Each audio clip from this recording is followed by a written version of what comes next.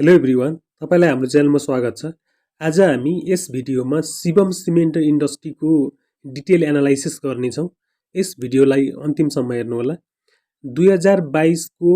जुलाई 13 को रिपोर्ट अनुसार नेपालमा 124 वटा सिमेन्ट इन्डस्ट्री लिगल्ली रजिस्टर छन् र त्यसमध्ये 65 वटा सिमेन्ट इन्डस्ट्रीले प्रोडक्सन सुरु गरिसकेका छन् र नेपाली सिमेन्ट इन्डस्ट्रीको टोटल वार्षिक उत्पादन क्षमता लगभग 2 करोड 20 लाख टन रहेको छ र त्यसमध्ये नेपालमा अहिले लगभग 1 देखि 1.5 करोड टन सिमेन्ट खपत हुँदै आएको छ वार्षिक रूपमा र नेपाल सिमेन्ट उत्पादनमा आत्मनिर्भर भएको छ। नेपालमा सिमेन्ट इन्डस्ट्रीको उत्पादन क्षमता धेरै भए पनि बजारमा माग कम भएको हुनाले सिमेन्ट इन्डस्ट्रीले 100% क्षमता अनुसार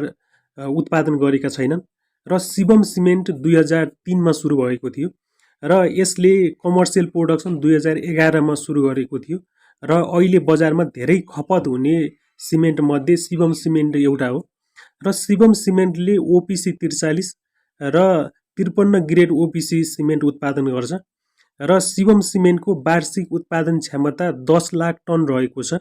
यो भनेको नेपालको टोटल वार्षिक उत्पादन क्षमताको 4.54% हो र पछिल्लो समय माग कम भएको कारणले गर्दा शिवम सिमेन्टले उत्पादन क्षमता घटाएको देखिन्छ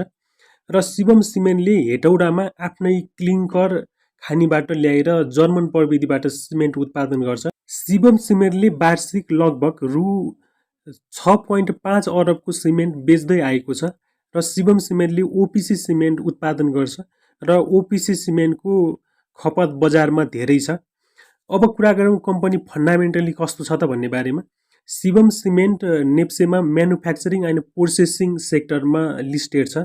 र यसको लास्ट ट्रान्जेक्सन प्राइस हिजो बिहिबारको यसको प्राइस 604.7 छ र 1.46% ले बढेर 604.7 पुगेको हो र यसको पेड अप क्यापिटल यो 2079-80 को क्वार्टर 3 को रिपोर्ट अनुसार हामीले कुरा गर्दैछौँ। यसको पेड अप क्यापिटल अथवा चुक्ता पुँजी 4.4 अरब रहेको छ र यसको 52 विकको लो र हाईलाई हेर्ने हो भने रेन्ज यो 392 देखि 809 सम्म गएको देखिन्छ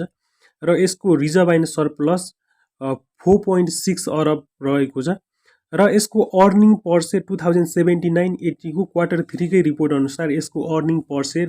9.69 छ तर 2079-80 मा क्वार्टर 1 मा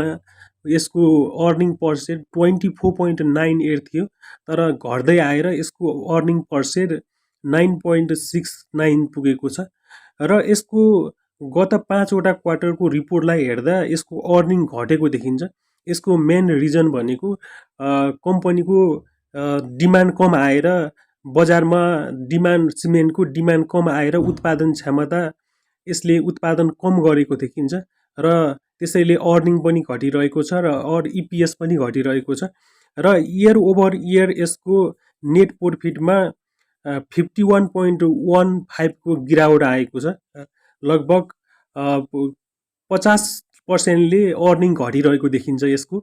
र यसको पी रेसियो हिजोको प्राइसलाई राखेर पी रेसियो निकाल्दा यसको पी रेसियो 62.40 हुन्छ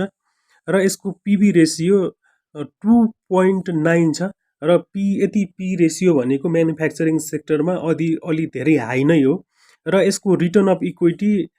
3.84% मात्रै छ र यसको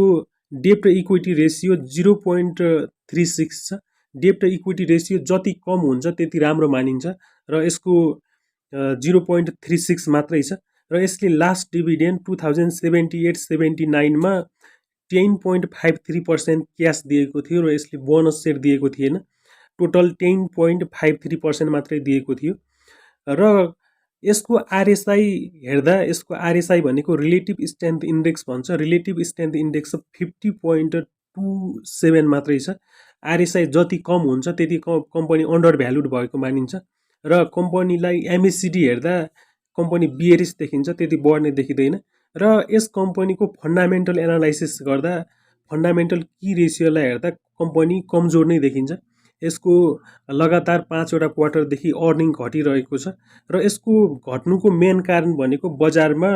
डिमान्ड कम छ, सिमेन्टको डिमान्ड कम भएर उत्पादन क्षमता यसले घटाएको देखिन्छ र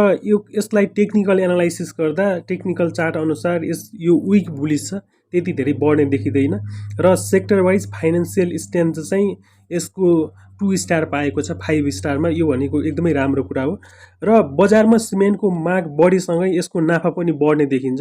यदि बजारमा सिमेन्टको माग बढ्ने हो भने यसको नाफा बढ्ने देखिन्छ र यसको मेन पोइन्ट भनेको बजारमा ओपिसीको माग धेरै छ र यसले ओपिसी उत्पादन गर्छ र यसको ओपिसीको बजार राम्रो छ, त्यसैले फ्युचरमा यदि बजारमा माग बढेमा यसको सेयरको प्राइस पनि बढ्ने देखिन्छ र यस्तै अरू भिडियोको लागि हाम्रो च्यानललाई सब्स्क्राइब गर्नुहोला। Thank you.